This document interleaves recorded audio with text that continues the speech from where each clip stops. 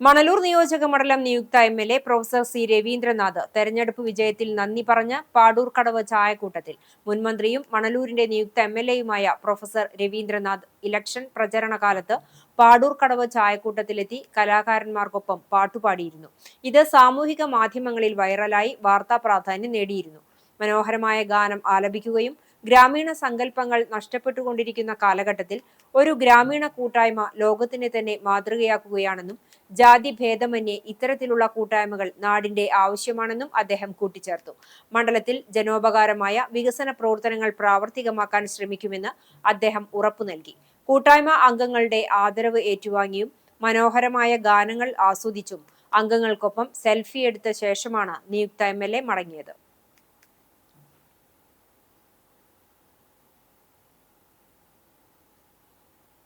പൊതു ഇടത്തെ സൃഷ്ടിക്കുവാനും വിപുലീകരിക്കുവാനും ശ്രമിക്കുക. പൊതു ഇടങ്ങൾ ഗ്രാമങ്ങളിൽ വളരുമ്പോൾ മനുഷ്യ മനസ്സിലും പൊതു ഇടങ്ങൾ വളരും. മനുഷ്യ മനസ്സിൽ പൊതു ഇടങ്ങൾ വളരുന്നതാണ്